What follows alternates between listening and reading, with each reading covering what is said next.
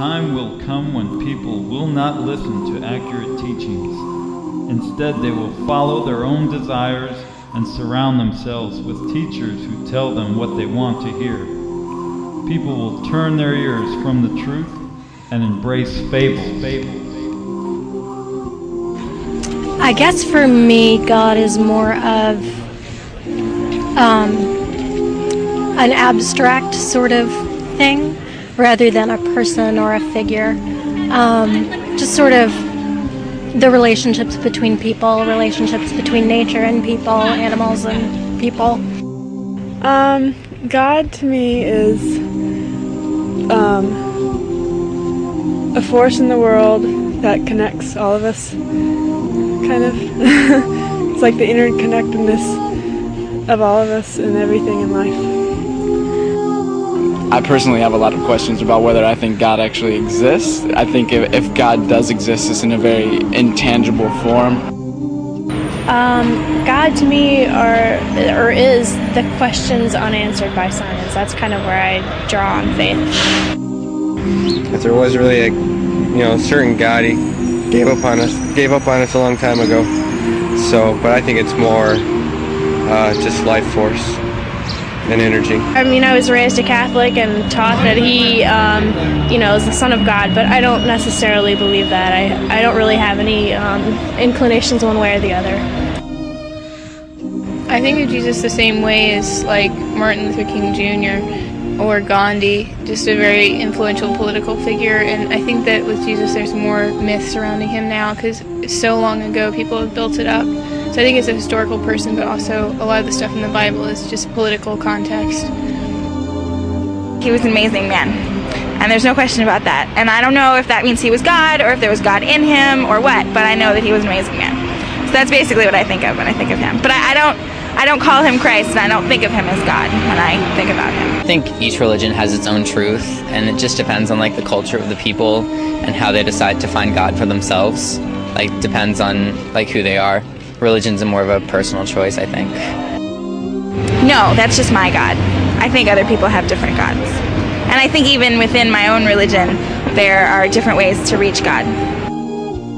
I guess I sort of subscribe to the Christian take on God, but I don't think that makes anybody else wrong. I don't think that Jews, Muslims, Hindus, Buddhists are wrong. I think maybe there's just a whole lot of ways to look at it.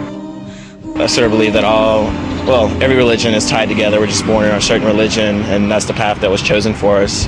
It's up to us if we want to follow it or not. I think most religions tend to have the same basic moral values anyway. And I think if you look at all the major religions, they have certain things in common. So I think there are a lot of ways. I definitely don't think that there's one true way to worship God or one true religion. For me, I don't see one way as being the only way or the best way. I definitely don't believe there's just one way. I believe it's individual. I don't think there is one way to get to God. I think there are many ways to get to God. I think just living your life the best that you can is the only way to get to God, if there is such a thing eventually. Well, as you can see from this video, there's a lot of confusion in the world as to what the truth may be. And most of it is due to ignorance. Many non-believers never find the truth, just as a thief could never find a police officer. It's because they don't want to. The first step in the quest for the truth is to have a desire to search for the truth. People fail to find the truth for three main reasons. The first is effort. Most people do not make an effort to search for the truth. People's priorities are more focused on this world.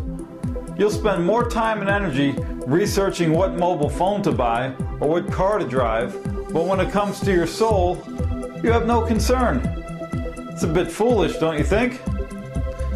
Or maybe you don't care to make an effort because you don't believe in God or that there's a heaven or hell.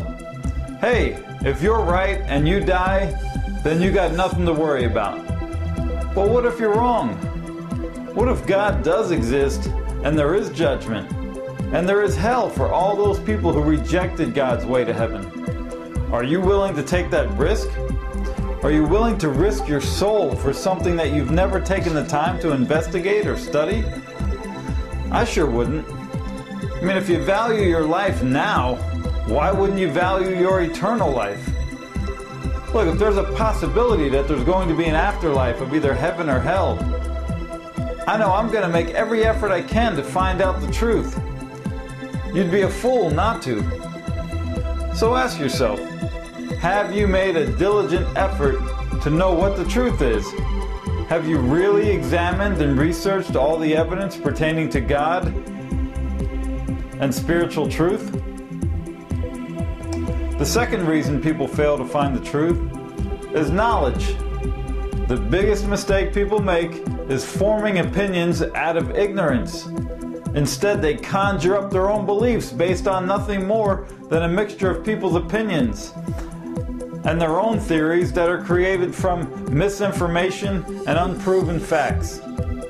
People refuse to verify what they read or been told. They fail to search for themselves.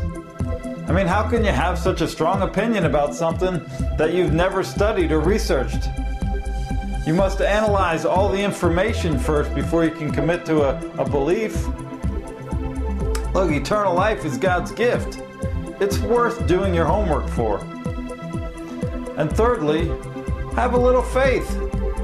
You have no reason to doubt God. God doesn't lie. If there's anyone you should be weary of, it's man.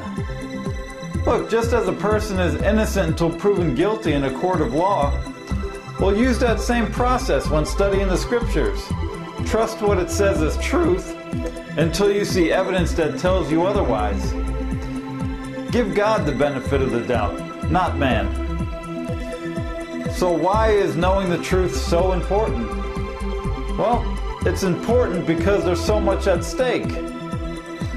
Listen, you have nothing to lose by searching for the truth, but you have everything to lose if you don't. So I encourage you to click on the links below and start examining the truth today. You owe it to yourself and to your soul.